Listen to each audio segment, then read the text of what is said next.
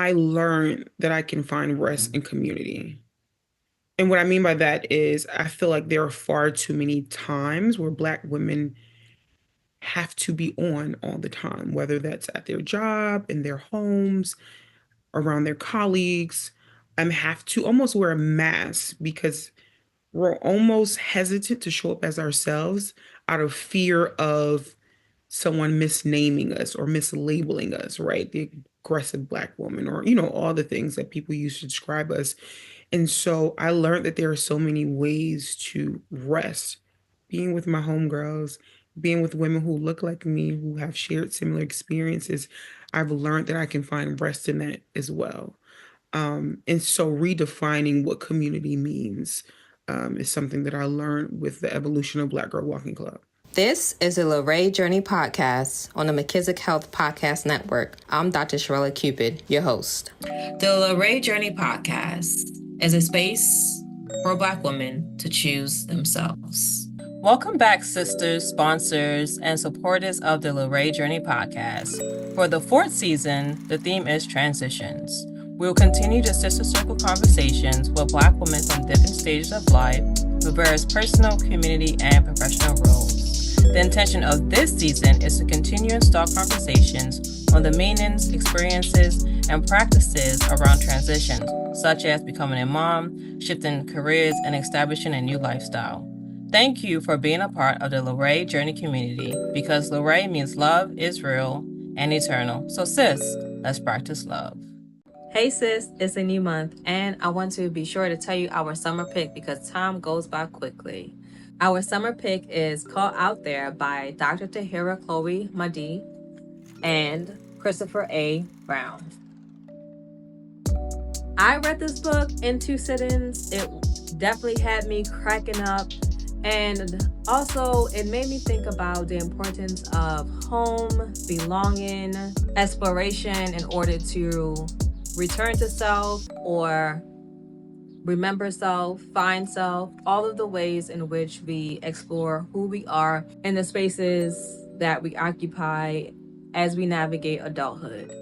This screenplay is also a platonic comedy, a planton com, as the authors have stated. And what's more is that this screenplay is currently being produced by the authors to become a hit film coming out this summer. So if you love a book that becomes a movie, a screenplay to film adaptation, so be sure to get your copy by Tahira Chloe Mahdi and Christopher A. Brown. I'm super excited about this pick because the author, my sister doc, Dr. Mahdi, Dr. 99 will be in conversation with us, moderating the talk. So if you also love to be in conversation with multi-hyphenated artists, be sure to go to podcast.mckissickhealth.com and sign up for the Luray Journey newsletter. That way you can get your invitation to the book club, Our Sister Shelf. And if you want to learn more about this sister doc, Dr. Mahdi, you can also check out the 2nd episode of season 3 of the Luray Journey podcast, where I hold conversation with my dear sister doc to explore how she defines love. I'm sure it will give you more insight into how she navigates the space as an artist. Be sure also to support small bookstores by going to bookshop.org. There you can support the bookstores connected to the Luray Journey community, being One Choice or Left on Red. Sis, I hope to see you there. As always, love is real and eternal. In community, peace. So today we are in conversation with Dr. Arcia Stokes. I'm really excited because this conversation, I came across it from another sister friend, so it's always amazing to form new connections based on the connections that you have. So Dr. Arcia Stokes, may you please share a little bit about yourself? Yes, absolutely. First of all, thank you for having me. I'm really excited to be here with you and to be with your listeners today. As you mentioned, my name is Dr. Arcia Stokes.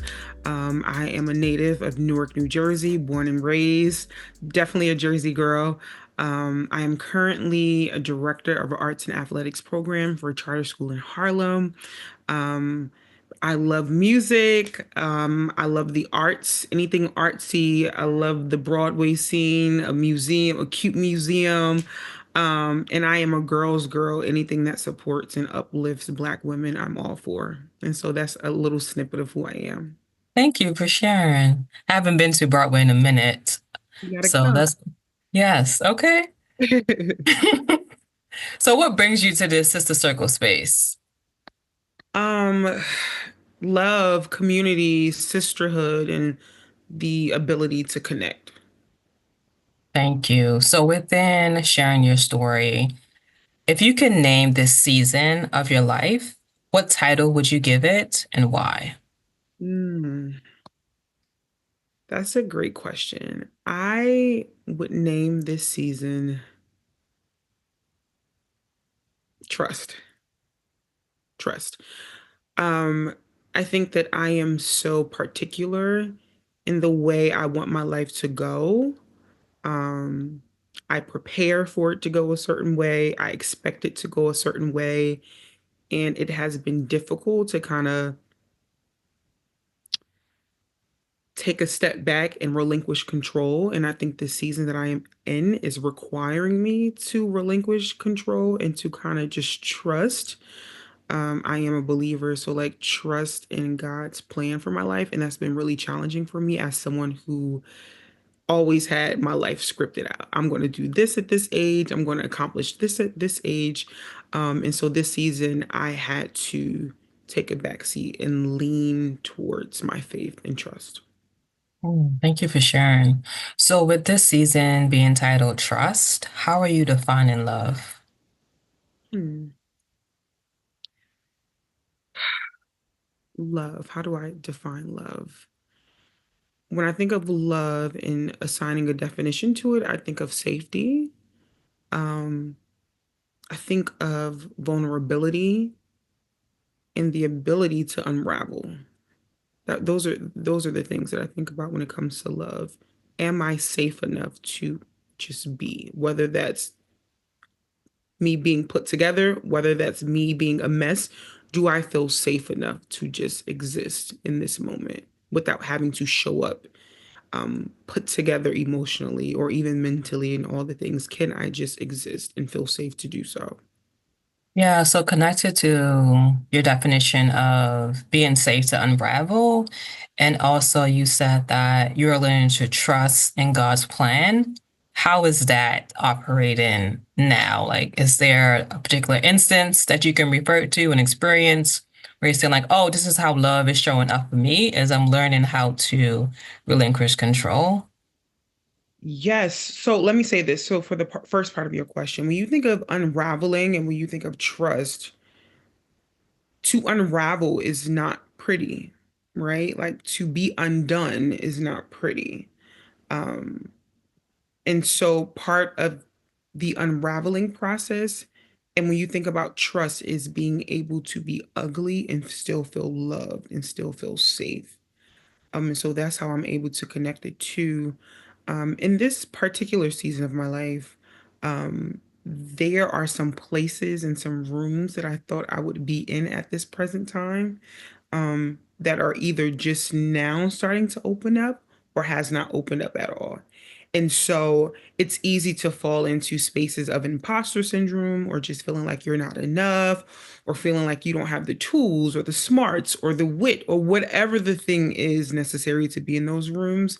Um, and so in this season, in terms of leaning into trust, it's like if it's for me, the door will open. If it's not for me, then it's not my opportunity. And being at peace with that, knowing that whatever is for me will not pass me.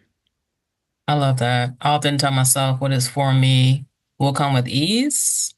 So if something is not coming easily, then perhaps it's a sign that even if I enter into that door, like you said, that it may be based on my ego versus God's plan. So how do I begin to lean into that ease expectation while also, like you said, not having to always be in control? Like, how can I trust in God's plan? So I'm glad that you shared that reflection so far. And I must say, it's not always easy because, like, we think that we know best. right? And so it's not always easy to kind of just go with the ebbs and flows of life. But I'll say this, it's more beneficial because there were some things I've learned in certain seasons. In particular, this season, I learned about myself, about my ability to overcome, to persevere. That had I jumped into those rooms, and might I say prematurely, I wouldn't have learned the things that I'm learning now in this season. That's good. So, in regards to you being in a new season, can you share the origin story of Black Girl Walking Club? I know that you are the CEO and founder of Black Girl Walking Club. So, can you please share the origin story? Absolutely. So, Black Girl Walking Club started in June of 2024. And during that time, I had just finished my dissertation. I just graduated from my doctoral program. And while I was writing my dissertation, as you know, you're a doctor, there are many nights, late nights, research, reading, writing, all the things. And I got to a place where I was not prioritizing my health and my wellness. And it's easy not to when you are engrossed in research. And so I got to a point when everything was said and done where I looked in the mirror and I did not like what I saw. I had gained a significant amount of weight. And I wanted to find a way to, one, move my body, but also connect that to my love of sisterhood and community. Um, and so Black Girl Walking Club came to me. I like to say that it was my idea, but I feel like it's something that God gave me. And it's not to be hyper spiritual, but I really do believe it is something that God put in my spirit. And so here we have Black Girl Walking Club. Our first walk was in June, and it wasn't a lot of people.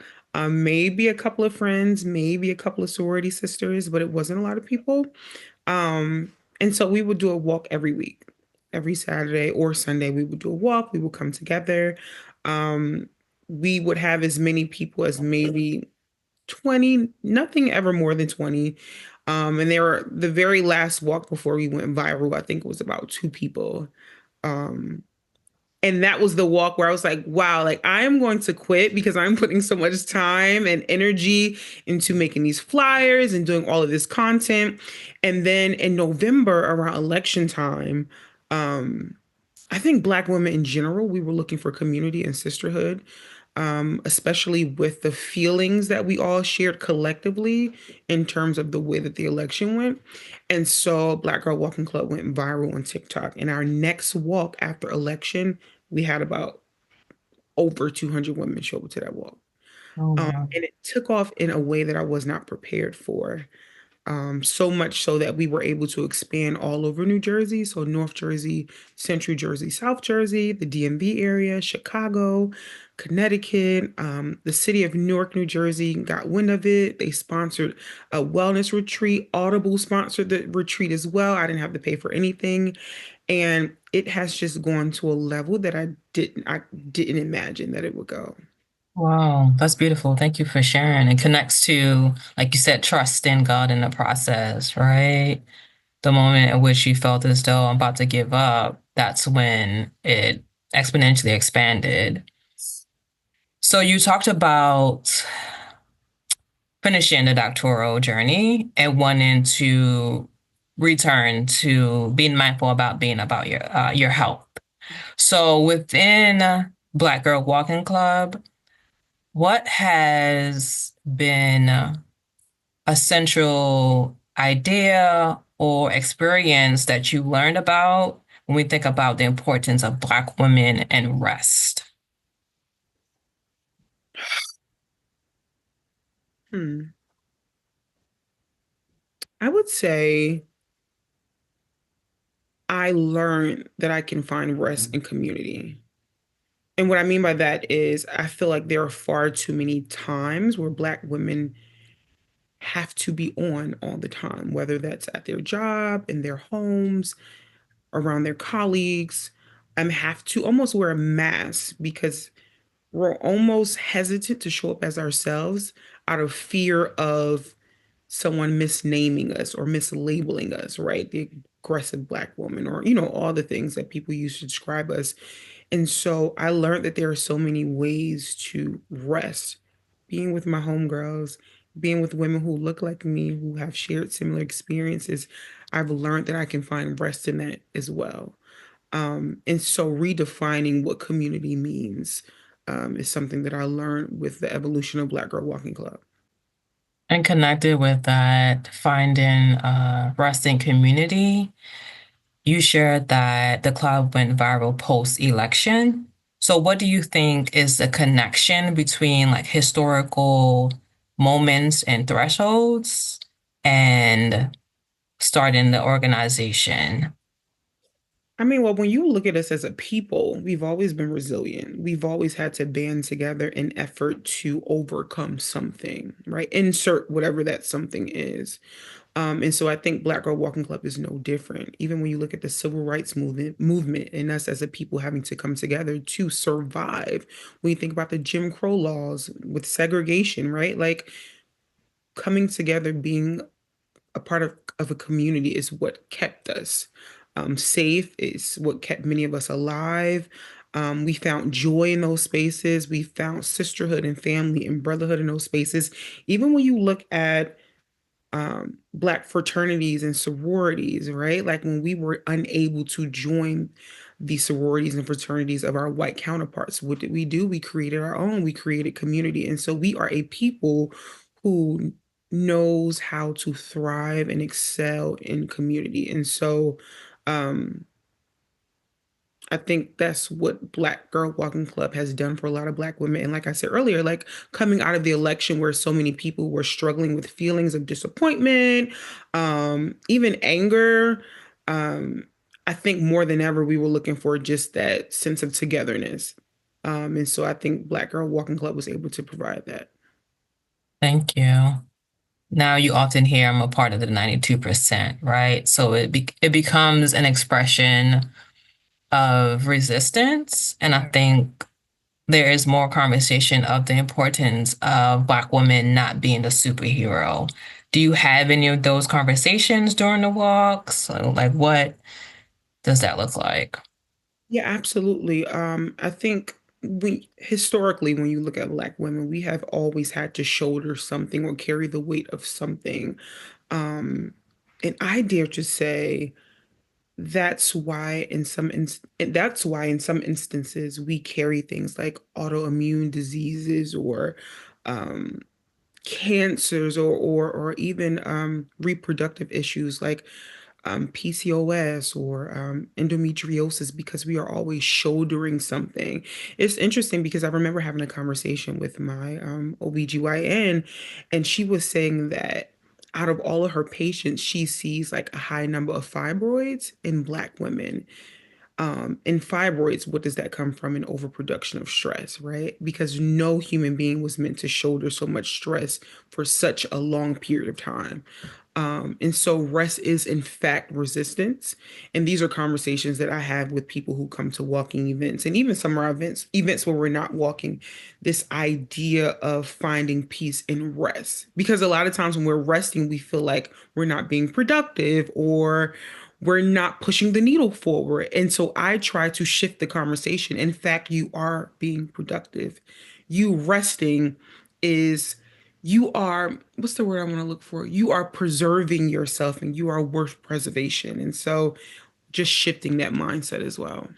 That's good. And I think it's important that you are shifting the mindset away from it's something that I have to earn. I think we have been indoctrinated into that mindset of you have to earn rest versus no, rest is natural and is needed, right? So I'm glad that you're in community and you're having those conversations and you're also practicing. Let's practice rest. Even rest, it means, going for a walk with a sis or a hike, right? And decompressing and talking about your week. Like, how are we practicing rest in the ways that are communal that doesn't feel as though we have to be showing up for someone, like you said? Agree. And I feel like for many of us, rest does not feel innate. It does not feel natural. And so even for myself, I have to tell myself, Arcia, you are going to rest today. If you don't write a paper, if you don't write an article, if you don't send an email, that is okay. And I give you permission to rest because there is purpose in pause and there is purpose in resting. So So connected to, you said, like, I'm not going to send an email, work on that paper. What has been your experience in the corporate space? Um,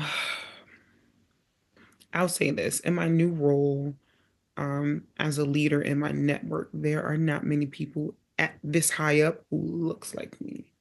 Um, and so there are many times where I'm in spaces with people where I have the most accolades in the room, the most accomplished. I'm the most accomplished in the room, but I'm still always struggling with that imposter syndrome. Like, am I enough?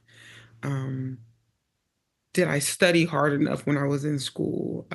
Was my dissertation good enough? Did it prepare me for this moment? Did it prepare me for this opportunity? Um, and so there's a lot of internal dialogue that happens in these corporate spaces.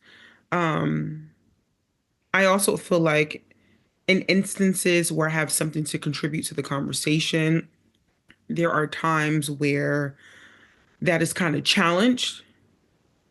Um, Even if we decide to move forward with my idea or my suggestion, it is challenged in those moments, which is so bizarre to me, so wild.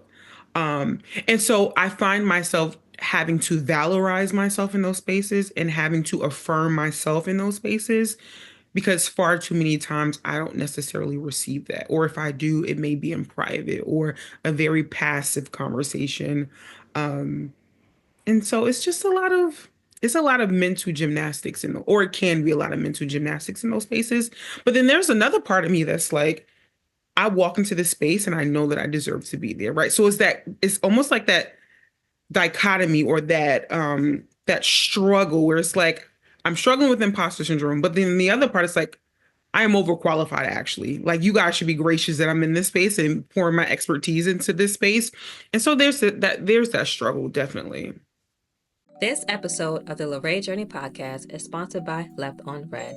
Left on Red, founded by Dr. Latasha Ely Kelly, is a specialty bookstore and cultural space rooted in the mission to amplify representation, cultivate perspective, and empower community. With a focus on titles by Black authors and works of African American interests, the curated collection spans a range of genres and lived experiences, alongside thoughtfully selected stationery, keepsakes, and collectibles that reflect Black culture. Left on Red also hosts events, workshops, and programs that connect literature to everyday life, learning, and well-being. As the home of the Millennial Black Professor and TMBP Media, Left on Red expands beyond the page through podcasting, storytelling, and creative media initiatives that honor underrepresented narratives and foster meaningful dialogue. This space exists to serve, support, and shift, offering both inspiration and intention for anyone seeking reflection, knowledge, and community. You can support Left on Red by visiting leftonredbooks.com. Again, that's leftonredbooks.com, or visiting the bookstore in Wichita, Kansas. Again, thank you, Left on Red, for sponsoring the Luray Journey podcast. And is there any space where you are working through that? Like, do you have any peer mentors? Do you have any mentors who look like you or are also in these upper level positions that you can work through those feelings with? Definitely. So number one, I have a therapist, which I think everyone should have. So I'm able to kind of talk about those feelings and work through them in therapy. And I do have mentors, Black women older than me, who have operated in corporate America spaces, or just, if not corporate America, they have leadership roles where they have to conduct themselves a certain way, show up a certain way, where they have to ignore the noise, and edify themselves even when they do not hear it from their peers or people in the same spaces as them. So those conversations kind of help me to keep going and to persevere, and they propel me forward. And I want to be very clear, even though I may struggle from time to time with imposter syndrome, at the end of the day, I'm very clear on who I am. And I do know that I deserve to be in these spaces. And so I am able to talk myself off the ledge when those, thoughts come up, because they do come up. And I think they come up for a lot of women, a lot of Black women, high achieving Black women. I do think that they come up. So within that, is there a method, an affirmation, a song that helps you to talk yourself off of the ledge? Absolutely. So one of my favorite scriptures, God has not given me a spirit of fear, but of power, love, and a sound mind. So if I begin to feel fear, and I put imposter syndrome in the bucket of fear, then I know that that is not something that I have inherited. It does not belong to me because the Bible says that God has not given me that. And so if I have that, that's an outside entity. And so I'm able to repeat that scripture to myself in my office at work. It kind of, I don't know if you ever seen Being Mary Jane on BET. She had post-its all around her house. I have post-its everywhere in my car, in my house, in my office with affirmations or scriptures. I want to read something that is beautiful. I want to read something that is true. And so in moments where I'm struggling to see myself, at any given moment I can pick up a post-it and I can read an affirmation that ignites the fire in me or reminds me of who I am. So that is definitely my method. Or being able to text a mentor, hey, I'm feeling like this, and them shooting me back a text message reminding me of who I am, or just my girlfriends, my sorority sisters, and just and that goes back to the whole premise of Black Girl Walking Club, sisterhood, where you can be connected to people who remind you of who you are, even in moments when you forget. That's good. So connected to being reminded of who you are. What does sisterhood look like in this corporate space? Like, does it look like a text to a mentor? Does it look like a planning meeting with other Black women? Like, what does sisterhood look like in this space for you? Oh my goodness, sisterhood looks like so many things in this space. Sisterhood is a chameleon in this space because whatever I need sisterhood to be in this space, it has been that for me. So if I need sisterhood to be a text message, it has been that. A phone call, a hey, I'm going to show up at your job, we're going to go to lunch. Or hey, I know you have this really big meeting coming up, let's practice. I'm going to sit in your house and you're going to have your meeting and I'm going to give you feedback. Um, if it's, hey, I know that you're upset, let me read that email before you send it. And so sisterhood has been all of those things to me for sure and continues to be. Thank you. I love that metaphor. So you mentioned that within the Black Girl Walking Club, you also experience a space, right, to reflect, to think about things differently. How are you navigating these leadership roles, both as a director and also as a founder of an organization? Um, I would love to say that it's easy peasy, but it's not. Um, it can be really challenging having to navigate both roles because both roles are leadership roles. Both roles, people are looking to me for answers, looking to me for guidance, and I have to be ready to give a response. What has saved me? So Black Girl Walking Club, we became a nonprofit. And so with a nonprofit, we needed a board of directors. And so I hand selected those board of directors, women who were already in my sisterhood prior to Black Girl Walking Club, and some women who came along because of Black Girl Walking Club. And so I've been able to do more delegating. And so I do not have to be in control all the time because I've put women in control who I trust. I think for starting out, I was doing everything. You know, when you first start a new business or a new adventure, you do everything. You do the social media content, right? Like you take the pictures, you take the videos, you reach out to other organizations to collaborate with. And so you run the emails, you run the websites. And so it just became super overwhelming. And then one of my friends was like, hey, that's why you have people here to help you. And so with the help of my sisterhood, I am able to step away from Black Girl Walking Club if I need to and trust that um, systems will still get done, processes are still happening to push the club forward so I can focus on being a director. Um, and so I would say just being able to delegate has saved me. Thank Also you. And connecting with and also connecting with women who believe in the mission because they're able to share the mission with conviction. So I don't have to be on a phone call if we are trying to close out a deal or opportunity with another organization. I don't have to micromanage because these women believe in the mission. And not only do they get to experience what Black Girl Walking Club or being connected to Black Girl Walking Club has done for them, they're able to see it and hear it from other women who attend our events and walks as well. okay, thank you for sharing. So within learning the importance of delegation and collaboration, what does it look like for you to thrive right now, right? Being that you're both a director and a founder, what does it look like for you to thrive in the space that you're in now? Rest, rest, rest. And I know that sounds or can feel redundant because we spent a great deal of time talking about rest. Um, but I believe that rest is one of the most powerful, underrated things.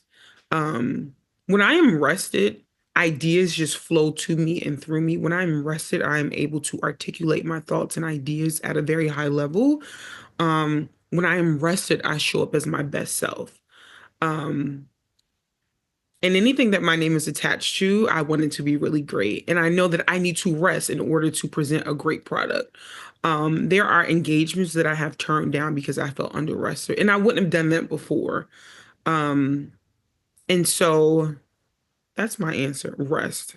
And also, I will say this: rest, therapy, and working out. Working out is the cheapest form of therapy. It uplifts my mood. And so coupling those things together has been a game changer for me. Thank you. If someone was to enter the space, or whether or not that's starting an organization that centers health or being in a leadership position, what advice would you give them? That's a great question. There are so many things that I've learned. Um, I guess I would say number one is to show themselves grace. As a business owner or a founder of an organization or just a pioneer of anything, you are learning as you are evolving, right? You don't have all the answers. And so allowing yourself grace, um, leaning on the people in your community who may have been where you're trying to go, being a forever learner. Um, there are so many things. Understanding that what you see today could be totally different tomorrow. And going back to that faith, right? And the trust, like trusting that the vision you set forth for your organization or your business will come to pass. Um, I mean, I could just keep going. There are so many nuggets that I've learned along the way, putting people um in places that you trust who can help you push your agenda forward. So connecting yourself with people who also believe in your mission, making sure that you are practicing what you preach. So if you are a wellness organization, how are you prioritizing your own wellness? Right. And that's one thing that I had to learn in Black Girl Walking Club. I am always encouraging Black women to rest, to prioritize themselves, or to remind them of those of their greatness. But how can I effectively do that when I am running myself into the ground, where I feel overwhelmed, where I feel like I am not grounded because of lack of rest? And rest doesn't necessarily mean sleeping, it can mean closing my laptop, it could mean taking this meeting off my calendar, it could mean getting with my sorority sisters or spending time with my friends where I can let my hair down. So those are the things that come to mind. Thank you. What has been, let's see, two of the events that you've had so far that you really walked away like, wow? Oh my goodness. I would say the first one was our wellness retreat, which was on January 25th. It was called Mats, Mimosas, and Manifestations. And it's actually on our Instagram page now, but over, I would say 150 women showed up for themselves. When they entered into the space, they were handed a mimosa. We had sound bathing, we had guided meditation, we had guided journaling, we had yoga, we had food, which was catered from a Black-owned restaurant. We had Black women vendors all across the space. And it was an opportunity, and I'm going to go back to that R word, for women to rest. Um, During the sound bathing session, women were literally crying because they felt a sense of release that they haven't felt. Some even said in years. And so it was such a powerful retreat where I feel like women walked away feeling renewed and rejuvenated. And I was just in awe for several days after that retreat because I could not believe that something that started because I gained weight from writing my dissertation has evolved into something even bigger than I. And I really couldn't believe that people like from Audible or from the city of Newark believed in my vision enough to sponsor it. I did not have to come out of my pocket at all. Um, and so that's one of our events where to this day I'm just very, very proud of. Um, and I would say the other event would be our very first walk, where people didn't know anything about Black Girl Walking Club. They just knew it was going to be a bunch of Black women, dope Black women coming together just to walk. And it was really inspiring just to see, even though we were small in number at that time, just to see Black women show up for themselves and come together and connect. So that was really dope. Thank you. Very beautiful. So, considering your primary roles, you uplifted the importance for rest throughout this conversation. What is a reminder to yourself to circle back so that way you can feel grounded? Repeat that again. What's the question again? Sure, consider your primary roles. What's a reminder to yourself to circle back to feel grounded? Hmm. What's a reminder to myself that I need to circle back? To feel grounded, considering all of the roles that you occupy. So there are certain physical things that I feel that reminds me like, hey, you need to take a beat. And so that can feel like agitation, irritability. Um, that can feel like what's the word I'm looking for? Just like not clarity in terms of organizing my thoughts. Um, that can feel just sluggish, just like a lack of precision, just not on point. There are several things that I feel that indicates to me like, hey, you need to take a beat and you need to rest. Um, and so when I feel those things, I know like I need to reset. What does that look like? For me, let me say something. I will take something off my calendar in a heartbeat. I will take something off my calendar in a heartbeat. I will reschedule with a friend. And it's not to say that those friends are not a priority, but I myself in that moment is the priority. I am my priority. And I do not want to even go to dinner with you if I feel under rested because that takes away from our time together. So those are some indicators for me. Okay, thank you. This Sister Circle community is named Luray Journey. What Luray mean in love is real and eternal. What is your understanding of love being real and eternal? That is such a great question. You're asking all the great questions. Thank you. So real and eternal. So if it's real, it's authentic, it is genuine. If it's real, it is long lasting. These are just things that are coming to mind. If it's real, it is flexible. Um, if it's real, it's understanding, it's challenging. Um, mm, if it is real, it can also be demanding, right? Um, if it's real, ultimately, it just requires you to be your best. That's what comes to mind. Um, eternal. I just think of, I don't know, that verse in the Bible comes to mind. Love is patient, love is kind. Um, eternal, consistent. It's a love that I can rely on. It's a love that I can depend on.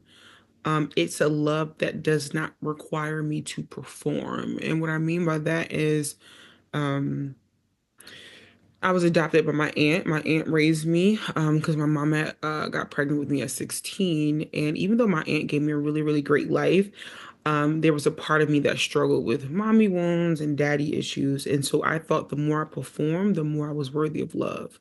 And that spilled over into my adulthood where I felt like I needed to always perform. I needed to always say yes when someone asked me to do something. I needed to prove to them that I was willing to go the extra mile in order to garner or receive their love. And what I learned in therapy and just going throughout life is I don't have to perform. I'm worthy of the things. I'm worthy of love, even when I'm not on the stage. That's good. I'm going to write that down. Yeah. Yeah, that's beautiful. And it connects with you uplifting the importance of rest.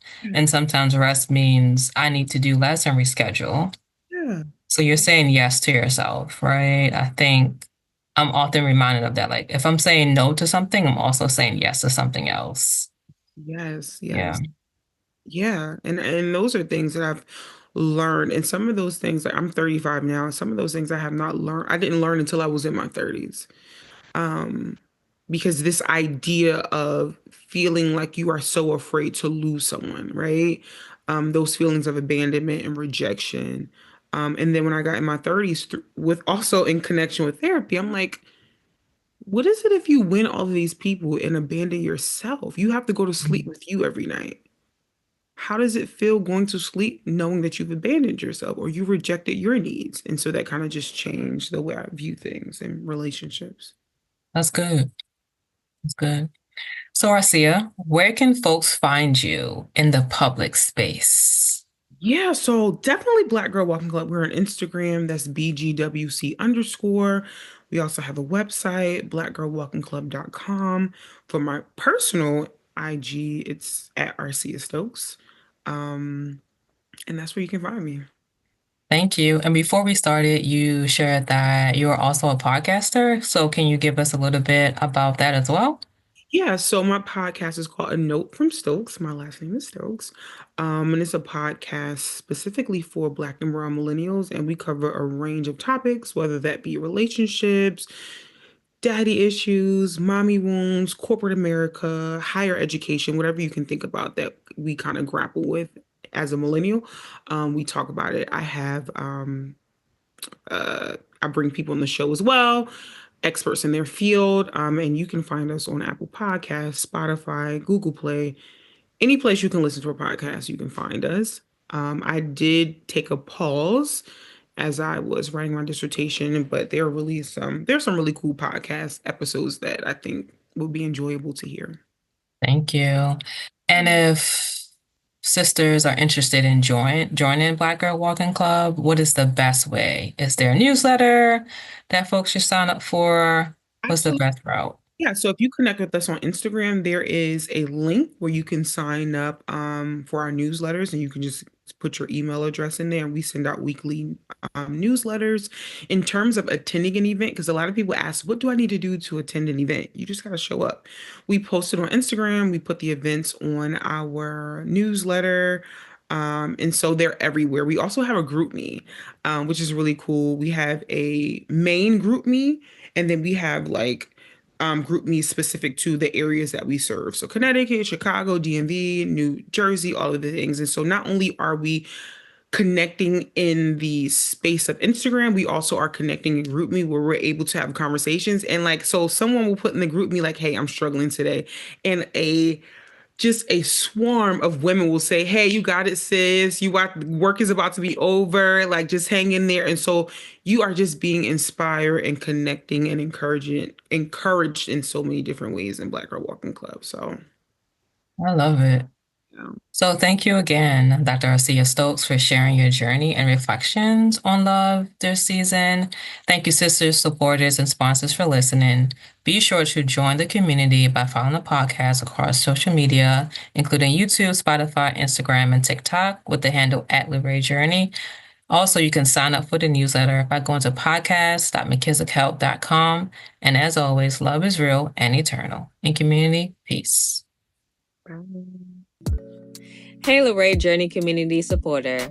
You can follow the community by following the handle @Lorraine Journey on Instagram, TikTok, and YouTube. Also, be sure to leave comments on Spotify, YouTube, and follow wherever you're listening or watching the podcast. For those who are part of the book club or love to discuss books and movies, you can follow me at Charlotte Cupid on the Fable app. Lastly, you can go to podcast.mckissickhelp.com to sign up for the newsletter. There, you'll receive updates such as new episode drops, events, and so much more. Again, go to podcast.mckissickhelp.com. And as always, love is real and eternal. In community, peace.